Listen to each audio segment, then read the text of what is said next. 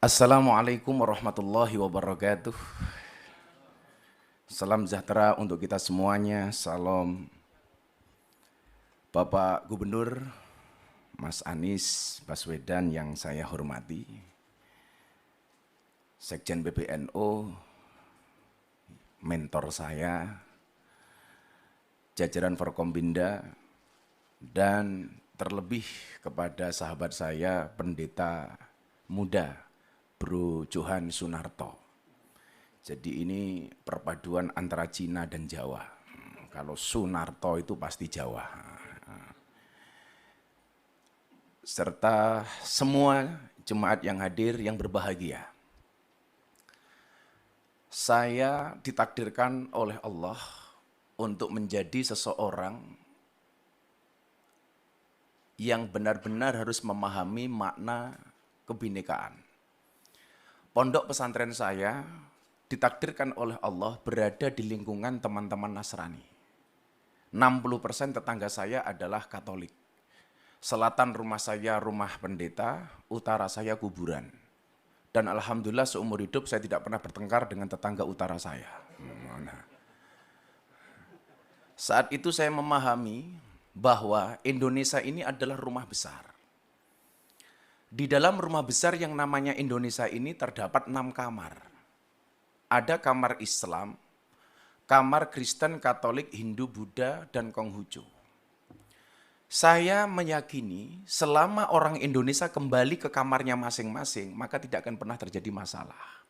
Yang menjadi masalah adalah ketika kembali ke kamarnya orang lain, tidur di kamarnya orang lain, ngiler bahkan ngompol di kamarnya orang lain. Maka begitu indahnya Indonesia menata kerukunan ini dengan luar biasa ketika kemudian menerbitkan identitas kita masing-masing. Anda yang beragama Islam dengan KTP Islam. Maka dulu Mas Anies ada usulan kolom agama dalam KTP dihapus saja.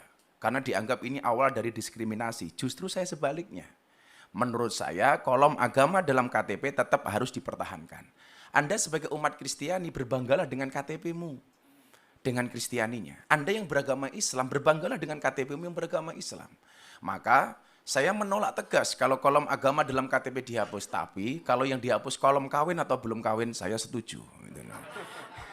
Jadi kan bujang terus Pak. Pak Kapolres setuju ini pasti. Tapi juga kemudian ada yang memahami toleransi secara kebablasan. Saya kasih contoh misalnya, ada orang yang mengatakan semua agama itu benar titik. Saya pikir kalimat ini tepat tapi kurang lengkap. Bagi saya yang benar adalah semua agama itu benar bagi penganutnya. Kenapa harus tambahkan penganutnya? Kalau semua agama itu benar titik, saya khawatir nanti pendeta Johan tiap hari ganti agama. Ini kan. Kenapa? Karena dengan gampangnya kita meremehkan, toh semuanya benar kok.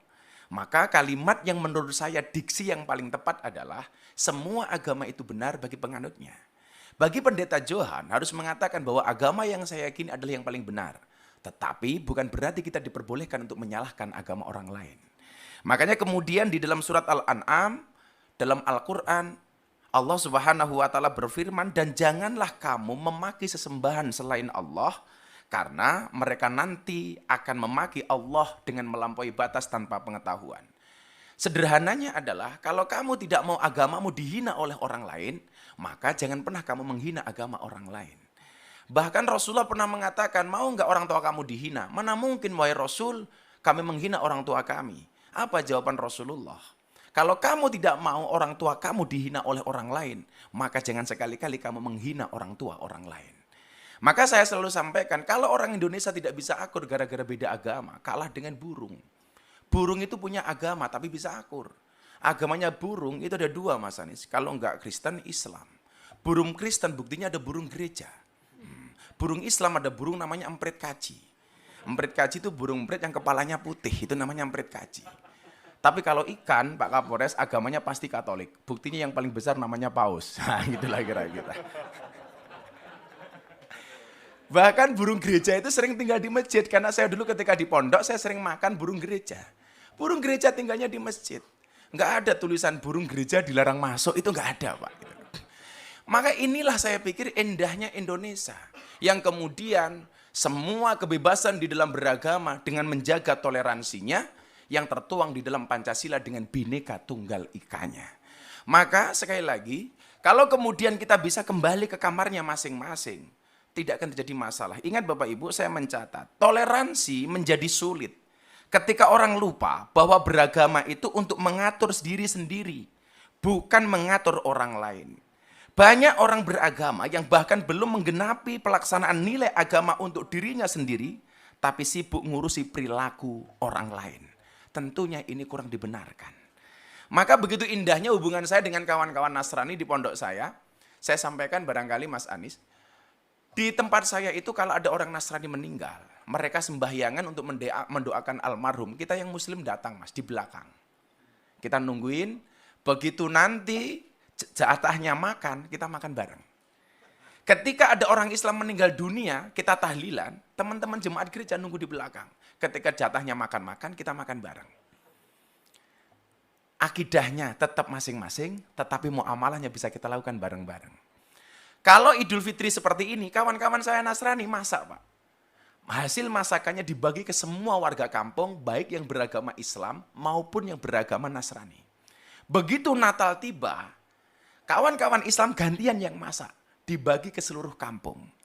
Maka saya teringat kemudian dengan cerita Nabi Ibrahim alaihissalam ketika masak kemudian tetangganya dipanggil. Nabi Ibrahim itu dikasih gelar kekasihnya Allah gara-gara suka traktir orang. Bulan Ramadan ini saya belum ditraktir sama Mas Anies, belum.